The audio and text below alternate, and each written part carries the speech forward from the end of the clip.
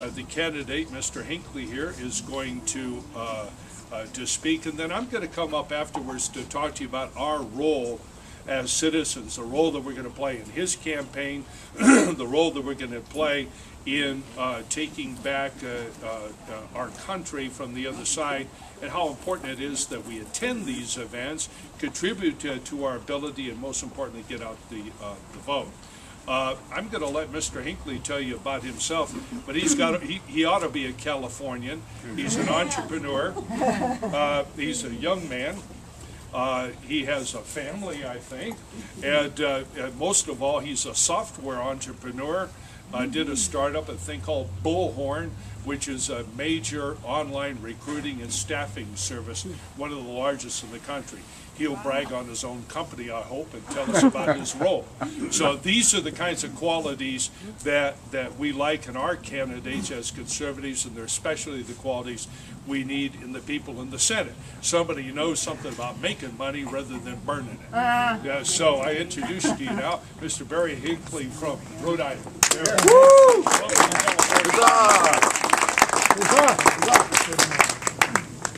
It's absolutely beautiful here. I was thinking when I was driving, when Aaron was driving me over here today, I was thinking, it's like, wow, this place is gorgeous.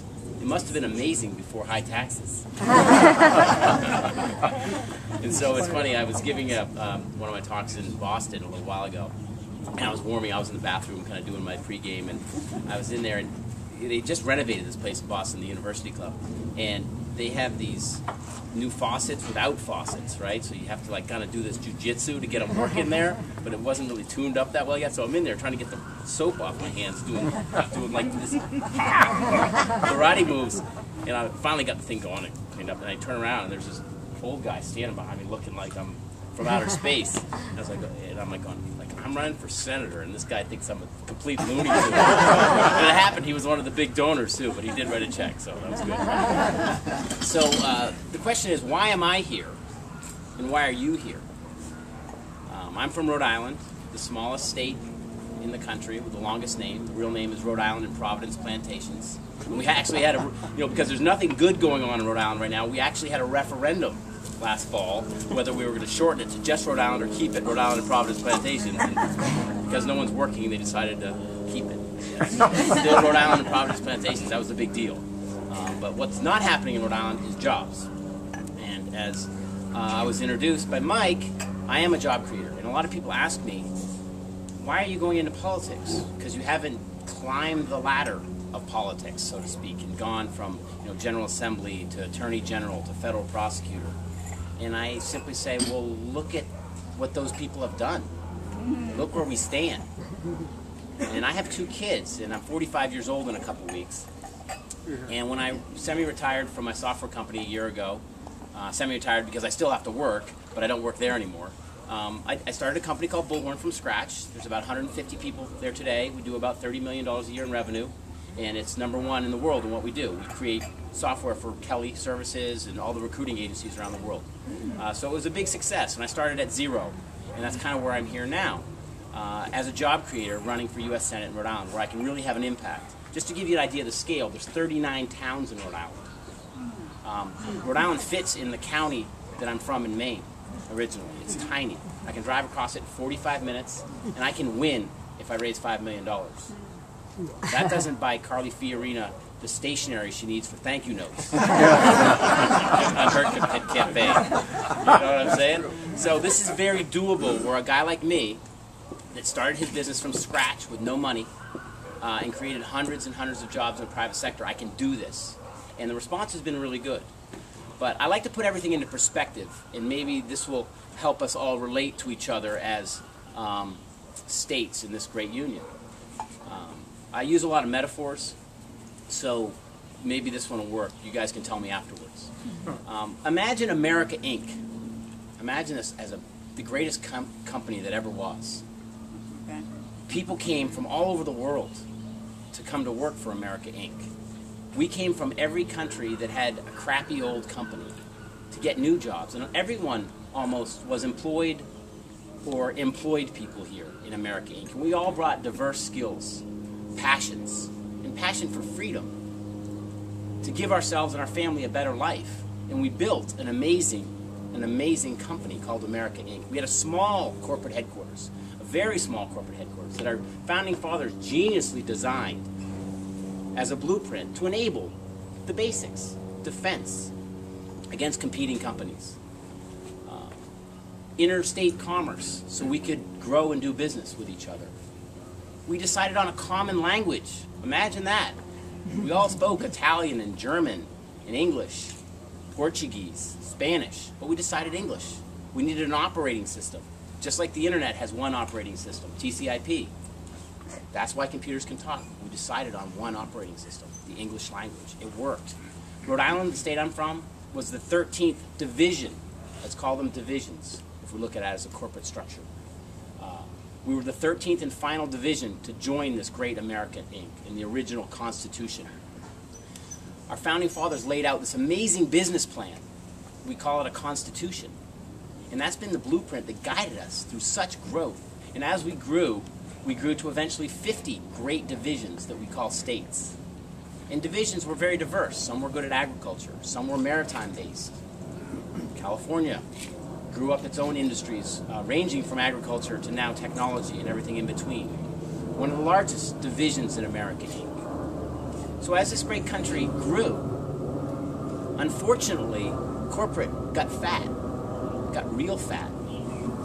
In corporate, the federal government started taking money from the successful divisions and giving it to the unsuccessful divisions.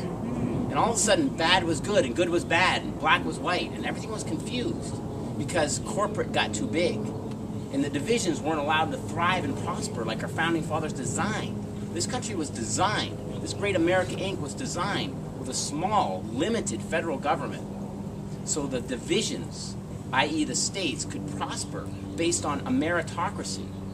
You worked hard, you took a little bit of risk, and you'd be rewarded. Well, now, with a heavily bloated corporate headquarters, and 46 out of 50 divisions of America Inc. failing, I'm standing in one of the greatest divisions of America Inc. possible, and you're struggling. You're printing your own money in form of IOUs, which they just arrested a guy in Oregon for doing, I think. He was printing silver dollars last week. We need a federal government, America Inc., if you will, that will get back to its business, its design around the Constitution of enabling the states, the divisions, to do as they're supposed to do, to allow their people to thrive and pursue happiness in their divisions. And we should be looking at the successful divisions. What are they doing in Texas? Why did my state, Rhode Island, grow by 4,000 people? We added 4,000 people in the last census, 10 years. We added 4,000 people. If you're not growing, you're dying.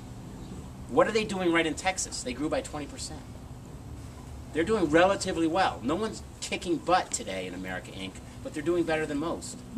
California, another huge division of America Inc., like Texas, isn't benefiting the way Texas is. You guys have federal-style problems.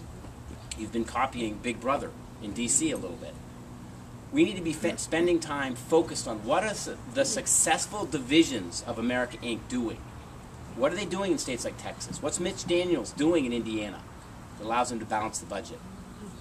And copying those and promoting those ideals instead of propping up the failing divisions and rewarding them with stimulus money and other benefits from the largesse. So I'm running to stand in the way of this massive locomotive that is trying to socialize America. I'm going to use the word socialize. It's related to socialism. There is a huge movement, and I talk to these people on the trail, that are vehemently opposed to the private sector. I represent the private sector. My goal is that my kids that are 11 and 4 have the opportunities that I had and that you had. And on its face, as Marco Rubio wrote in the Wall Street Journal 2 days ago, and I'm sure all of us have had this conversation amongst ourselves, the facts, the way they are today, don't line up that the next generation is going to have the opportunities that we had. To give you an idea of the scale of the problem, 1 million seconds is about 11 and a half days. A billion seconds is about 32 years. A trillion seconds is almost 32,000 years. That's how bad it is. In 1980, 201 years after the Constitutional Convention, where we ratified the Constitution, we had $800 billion in debt. Ronald Reagan doubled it, but we won the Cold War. People thought that was a good bet. But still, a lot of money. 210 years in. But our form of government, capitalism, won out over centralized Soviet-style government. Since then, we've added many more trillions in just a short number of years. We can't continue to do this. So I'm in this for our kids who weren't at the table when the commitments were made that they now have to pay for. I'm in it because I'm a private job creator, and as someone wise once told me, although you can't vote for me, I can vote for you. So I ask you for your help. It's a big journey. It's very doable, as I said, because Rhode Island is small and manageable, and the money's not massive that I need to win. My competitor, Sheldon Whitehouse, is chronically rated as the most liberal, or one of the most liberal guys in the Senate, which lines up. He's always in the top 5 most liberal, and interestingly, Rhode Island is always in the bottom 5 of every category. So super liberal, and you have a super underperforming state. I think you guys know that through Nancy Pelosi and Barbara Boxer. Barbara, call me Senator Boxer. But without further ado, I'd love to rap and mingle, but any help you could give me would be much appreciated. In outside of straight donations, which are always appreciated because that's how I have to fuel my people and feed them so they can fight another day for me. Any referrals you could give me, send my link, hinckleyforsenate.com, around. And if anyone wants to host a party for me, I am really good on air travel. I'm a carry-on bag. Just put me in the overhead. I can go anywhere. All right, so thank you very much. Barry will stay.